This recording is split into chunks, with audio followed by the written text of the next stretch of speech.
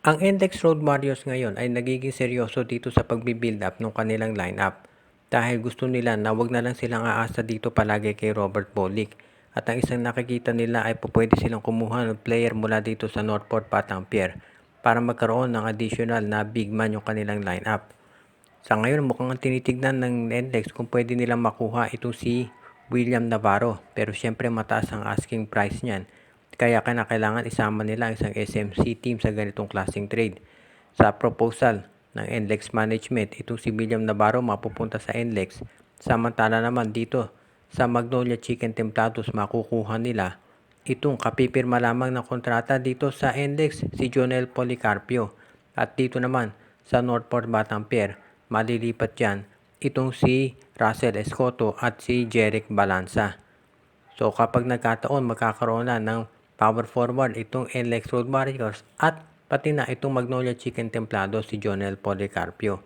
Halos pareho lang ng laro si Policarpio at si Navarro, ang pinakaiba lamang mas malakas sa opensa si Navarro, pero ito naman si Policarpio pagdating sa depensa at rebounding, diyan ito maaasahan.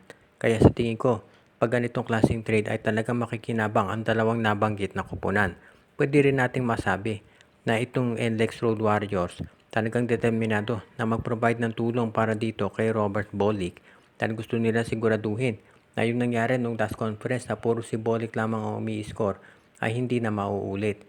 Kaya sa tingin ko magiging bagay ito para dito sa kupunan ni Coach Jong Chico.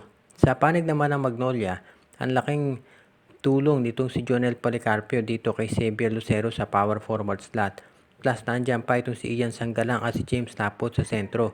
So hindi na magkukulang itong Magnolia pagdating sa pakikipag-match up sa mga big men ng liga katulad ng San Miguel at Ginebra. Seryoso pala talaga itong Converge Fiber Excess dito sa kanilang pagbibuild up ngayon, pero pati itong San Miguel Beer.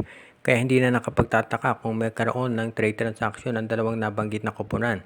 Ngayon daw ang San Miguel Beer ay interesadong makuha ang 6'7" na si Jeyo Ambohot mula dito sa Converge Fiber Excess o di kaya naman itong si Brian Santos.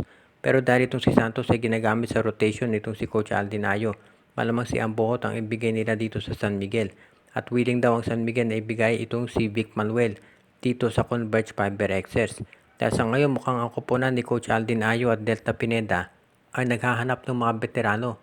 Dahil puro rookies yung kanilang lineup, gusto nila na magkaroon ng mga veteran presence para tumulong dito. At alam natin na iyan ang mapoprovide nitong si Vic Manuel. Si Vic Manuel wala namang injury yan, talagang hindi lang ginagamit ni Coach George Gallant. Pero dito sa Converge Fiber Excess baka mabigyan siya ng minuto dyan. Ganito rin naman ang sitwasyon kay Ambohot na isa namang baguhang player na hindi rin nabibigyan ng minuto sa Converge. Pero sa San Miguel malamang mabigyan to ng minutes dahil ang San Miguel nangangailangan ngayon ng power forward. Kaya magiging sulit ang trade na to para sa dalawang nabanggit na koponan kung sakasakali na ito ay matuloy.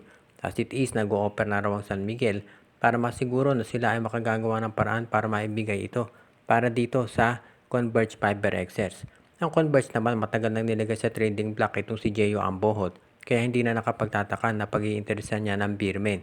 Ito si Vic Manuel, ganyan din ang sitwasyon ngayon, kaya asahan natin na susubukan talaga ng SMB na ibigay na to dito sa Converge Fiber Excess. Naghahanap din ngayon ng iba pang mga options sa San Miguel para doon sa iba nilang players na gusto nang i-trade. Kabilang na ito si Jeron Teng, Simon Enciso at baka pati ito si Terence Romeo masama sa trading block. Depende na lang kasi yan kung sino yung mga players na pwede nilang ipamigay at kung sino syempre yung makukuha nila in return.